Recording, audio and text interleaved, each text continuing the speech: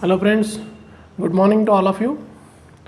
So in continuation with our CIB Central Banking optional series, in previous lectures we have covered RBI Act, then Banking Regulation Act, then FEMA Act. Today we will see for the Banking Ombudsman Scheme 2006. It was this act was made in 2006, and this scheme, or we will say act, is more important because this act is regarding the grievance redressal. So let's start, friends. So Banking Ombudsman Scheme 2006, you can see. So what is the purpose of Banking Ombudsman Scheme? That main purpose is to redressal of the grievances of the customer or complainant who has filed a complaint against the bank. Maybe on there are several grounds are there based on which he can complain the file. That grounds also will look after later. So if any customer got aggrieved with the service provided by the bank, or if bank is not providing that service within some time limit, then aggrieved customer can file a complaint under a Banking Ombudsman Scheme. So here Banking Ombudsman Scheme 2006 was introduced with the object of enabling resolution of complaints relating to the services rendered by banks and to facilitate satisfaction or settlement of such a complaints. Okay, if any will file complaint, that complaint will be solved with the settlement or conciliation or mediation. The scheme extends to whole of India and applies to banking business in India as defined under the scheme. Reserve Bank of India has been empowered to suspend for such a period as may be specified in the order the operation of all or any of the provision of the scheme, either generally or in relation to any specified bank or specified period. So RBI is fully empowered to change the operation of or any provisions of the scheme. RBI is fully empowered regarding the Banking Ombudsman Scheme. Then second point, Banking Ombudsman Scheme is applies to whole of India, and its main purpose is to enable the resolution of the complaints related to the service which is rendered by the banks, and if customer is not satisfied or get aggrieved with the service provided by the bank. Then second point is Reserve Bank will appoint one or more of its officer in the rank of Chief General Manager or General Manager as a Banking Ombudsman. So RBI will appoint Banking Ombudsman. Who will be Banking Ombudsman? That will be General Manager, highest post. Then or Chief General Manager. Sorry, Chief General Manager is the highest post, or General Manager as a Banking Ombudsman. Then second point, appointment of the Banking Ombudsman is made generally for a period not exceeding 3 years at a time. So they will be appointed for the period of 3 years. Then normally each state capital has an ombudsman office. This is the third point. Then fourth point, cost of the secretariat shall be borne by the Reserve Bank. Okay, so what are the points which are important here? First of all, I want to tell friends, in any act there will not be concept as such. So that's why I am taking it directly from the book. There is no point in making notes of it. It will be a wastage of time only.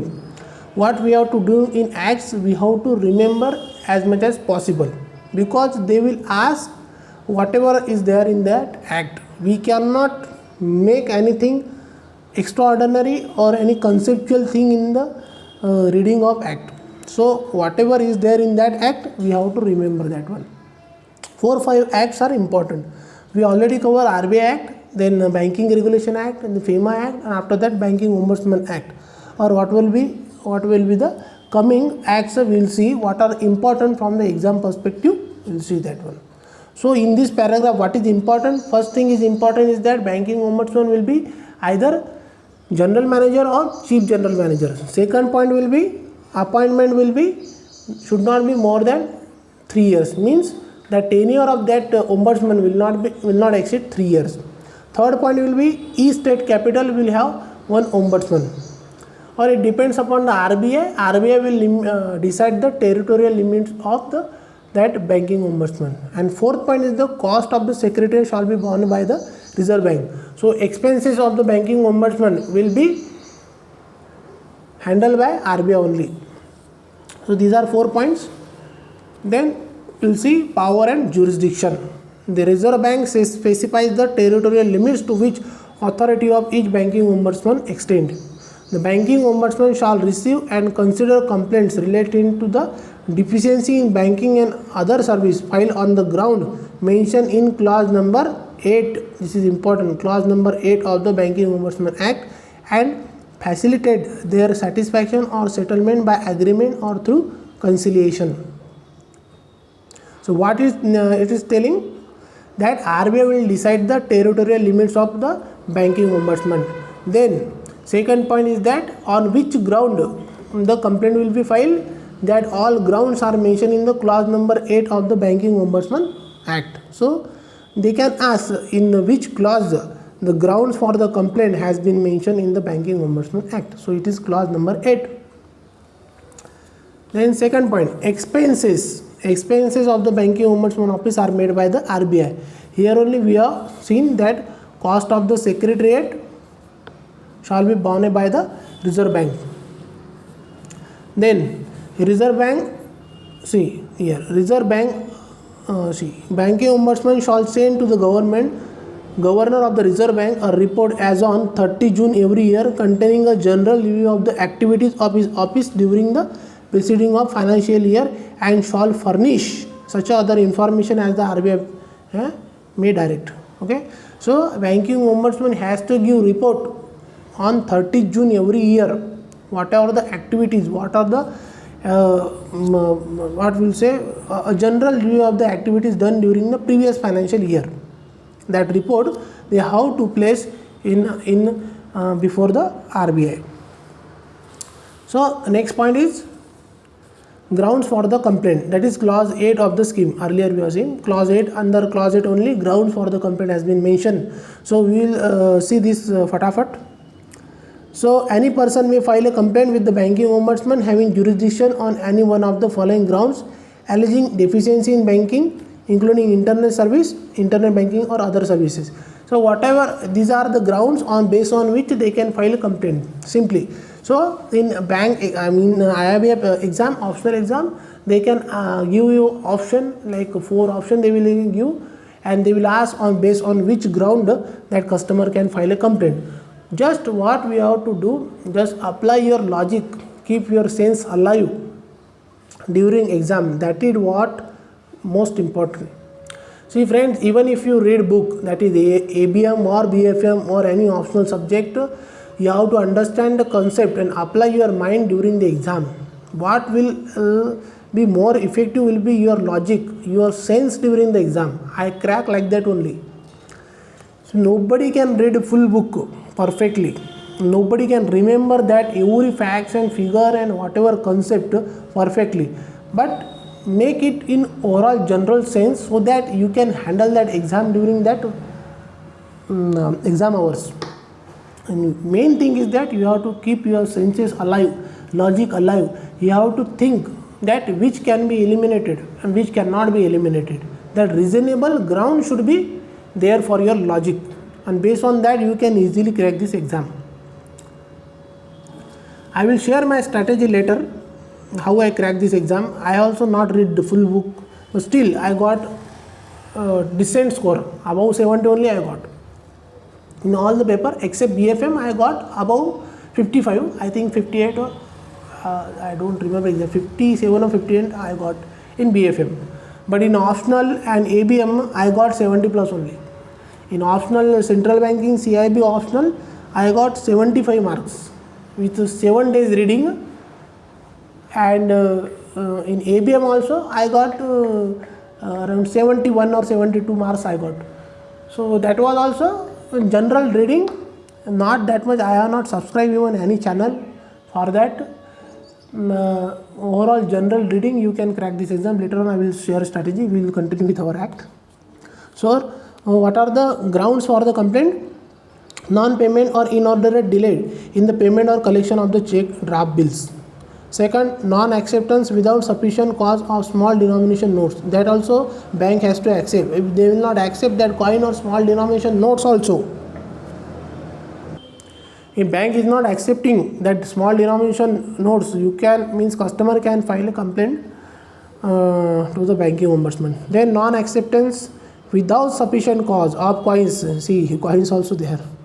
So if you are not accepting coins or small denomination notes, so you cannot reject it directly. RBI guidelines also there for acceptance of the even soil notes, mutilated notes. RBI guidelines are there which notes you can accept. So that guidelines bank has to follow, and if bank will not accept from any customer will file a complaint based on that. So you will be in trouble. Then non-payment or delay in payment of inward remittances, failure to issue or delay in issue of draft, pay order or banker's check, non-adherence to prescribed working hours.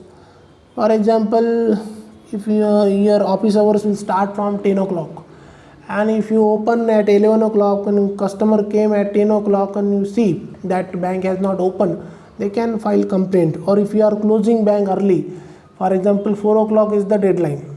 If you are closing early 3 o'clock only and you will say now we will not accept the cash deposit or we will not make a payment, so that can also be the ground for making complaint to banking ombudsman. So be careful friends, follow the first bank guidelines only. Such types of issue will not arise. Failure to provide or delay in providing a banking facility other than loan and advances, promises in writing by a bank or its direct selling agent.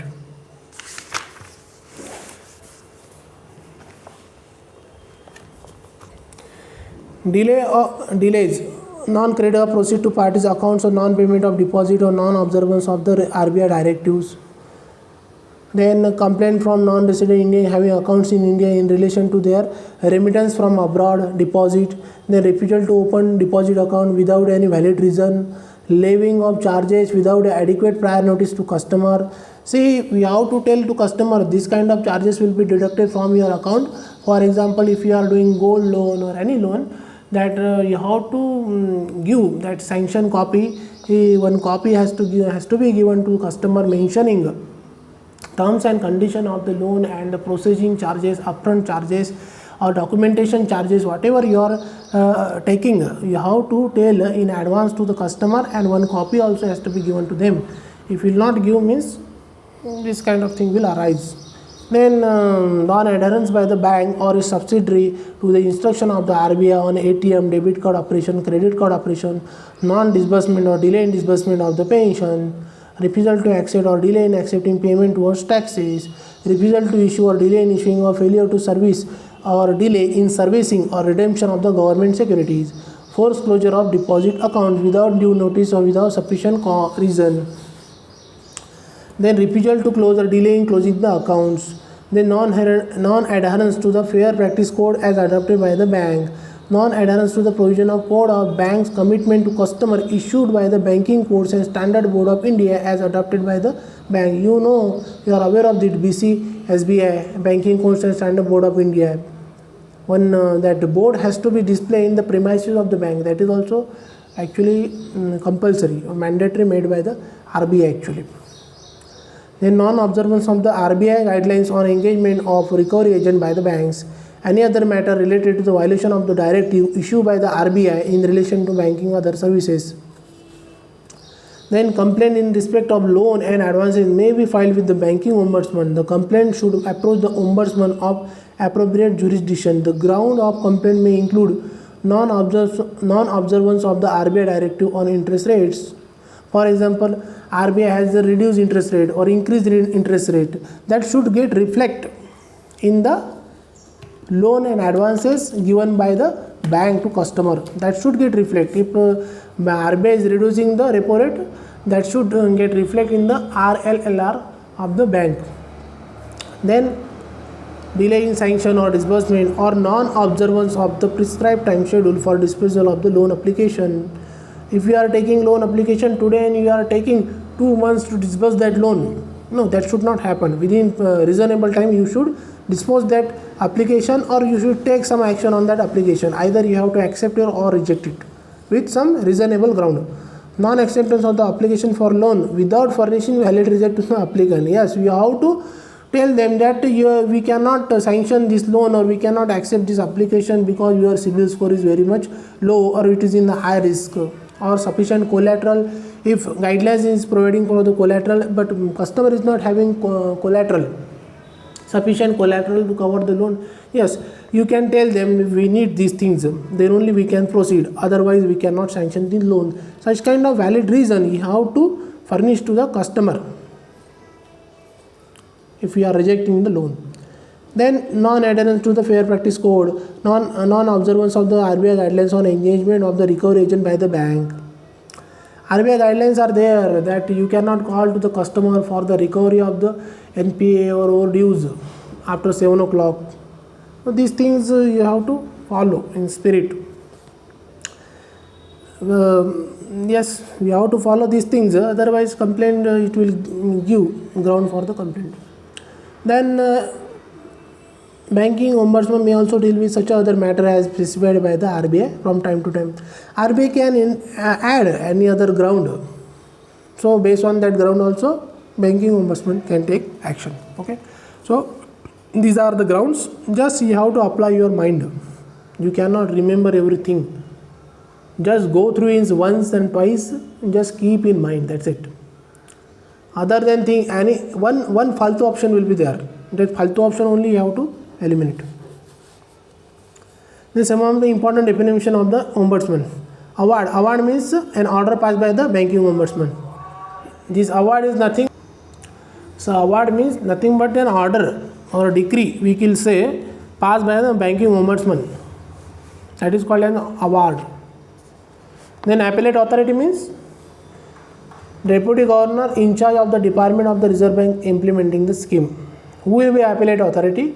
It will be deputy governor in charge of the department of the Reserve Bank in India implementing the scheme. Then who is authorized representative? Authorized representative means, for example, I am filing a complaint. So on behalf of me, one person will be appointed, that will be authorized representative. That means a person duly appointed and authorized by the complainant to act on his behalf.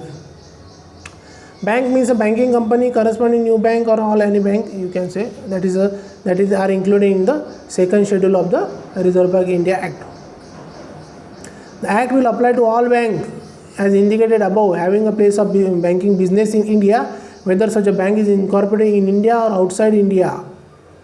Any bank, including private banks also, foreign bank also, because if they are operating in India, they have to follow whatever the RBI guidelines is there. Then complaint means complaint.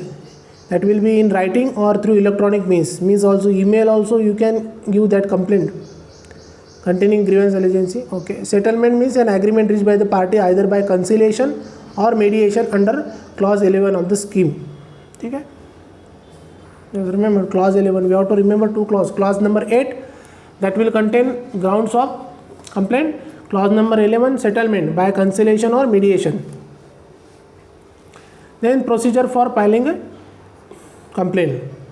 For example, now I am consider me only as a complainant. I want to file a complaint. Based on that on grounds which are mentioned in the clause number 8, I will file a complaint. But on behalf of me, I will appoint one. It will be advocate only. I will appoint one person that will be authorized representative of me, and that person will represent me in banking ombudsman.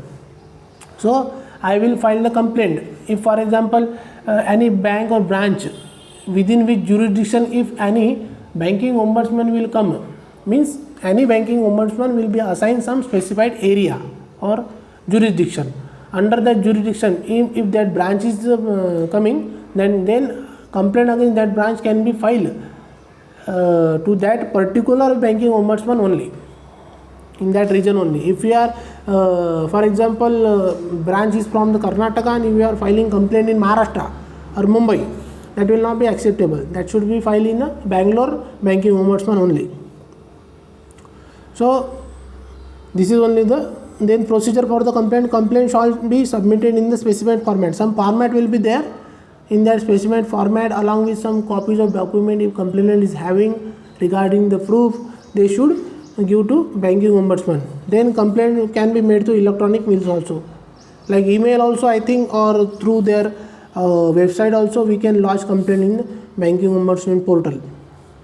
Then complainant had, before making complaint to banking ombudsman, no complainant can file a complaint directly to the banking ombudsman. They have to give one written complaint to the bank first, and bank will handle at their level first this complaint. If bank is unable to solve that complaint within a reasonable time period, or bank at all not giving any reply to that customer, then only after giving this grievance or without any satisfaction from the bank's response, then only they can file, or any customer can file a complaint in banking ombudsman. First they have to approach bank only, otherwise banking ombudsman will not accept that complaint. So complainant should made a written representation to the bank, and bank had rejected the complaint or has not received a reply within a period of 1 month after the bank received his representation. If he has not received any reply, or bank had directly rejected his complaint, then he can go to the banking ombudsman. A complaint should be made to the ombudsman not later than 1 year after the complainant had received the reply of the bank, or where no reply is received. Means within a period of 1 year he has to file a complaint with the banking ombudsman. It is not like that if a bank has not given reply and after that he is filing 2-3 years after that, no, that cannot be accepted. We should file within 1 year. Or one more case is not later than 1 year and 1 month after the date of representation to the bank. Means he has given his authorized representative to the bank, and after that also bank has not given reply, then 1 year and 1 month within that period he has to file complaint. Then what is there here? Complainant is not in respect of the same cause of action which was settled or dealt with on merits by the banking ombudsman in any previous proceeding. So overall what need to be told here, complaint should not be frivolous or vexatious in nature, means it should not be fraudulent. Then here what is written, that complaint, if already complaint is filed regarding that matter in ombudsman, again they should not file based on the same ground, or they can file if on the same cause of action any complaint is not been filed, then they can file, but already is there, no need to file. Then complaint is made before the expiry of the period of limitation. That limitation act is there, that before the expiry of that limitation period of that will be 3 years, before the expiry of that period complaint can be filed. See, complaint can be filed by the customer also and the bank also. Bank also can file the complaint. Then power to call for the information. Power to call for information means what? If for example banking ombudsman want any information from the bank itself, they want, for example, if any customer has made a complaint regarding failure transaction in ATM, his account gets debited but his account he did not get that money reverse in his account within a stipulated period of time, for example it will be 7 days, so he can file a complaint with the banking ombudsman. Then banking ombudsman will ask for the information from the bank that what action you have taken on his complaint regarding failure ATM transaction. Then bank has to provide that information that we have filed the complaint regarding that, and a complaint is pending with the other bank. If for example ATM belongs to some other bank like SBI or any other bank, so we have launched that complaint to other bank, and a response from other bank is pending, or conciliation or settlement, we will not say settlement, that what will say, the recompensation from the other bank is pending, like that any information will be provided by the bank. So banking ombudsman can ask for any information from the bank, and bank is obliged to give that information. Then banking ombudsman should not disclose any such information of that person, or banking ombudsman can disclose the information based on the natural justice or fair play in the proceeding. If banking ombudsman think that information need to be shared, then only they will share, otherwise without the consent of the person furnishing such information, that is bank only, banking ombudsman will not disclose that information. Then settlement of complaint by an agreement. So how the complaint will be resolved? That will be resolved by an agreement between complainant and bank through conciliation or mediation. That banking ombudsman, they will call bank and complainant also, and some settlement can be done. Ombudsman will try to settle that. Then banking ombudsman is free to follow their procedure. They are not bound by any rules of evidence, and their proceeding will be summary in nature. Means they have to settle it as soon as possible. Quick disposal of the proceeding should be done. So that's why their proceeding is always will be summary in nature. You have to resolve it fast. See, if in case a complaint is not settled by an agreement within a period of month, then banking ombudsman will pass an order or reject the complaint. Means, see, if through settlement or mediation, like settlement means like both party will try to settle that matter. If they are unable to do it, then banking ombudsman will go ahead and they will pass their order. See, banking ombudsman shall state briefly the reason for passing the award. They should court always give some reason why they have taken that decision. They will provide that reason.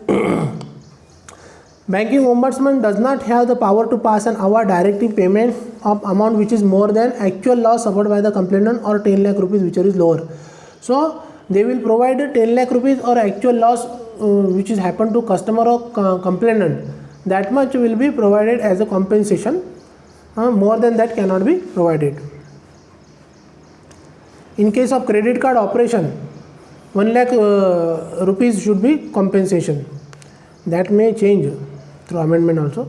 An award shall lapse or be of no effect unless complainant furnished to the bank concerned within a period of 30 days from the date of receipt of copy of award. That copy should be given to the bank unless there will be no use of that award. Then rejection of the complaint. Complaint can be rejected if it is filed based on another ground which is not mentioned in clause number 8 or which will be act as a frivolous or which is not within the jurisdiction of the banking ombudsman. That will be outrightly be rejected by the ombudsman. Then appeal before appellate authority.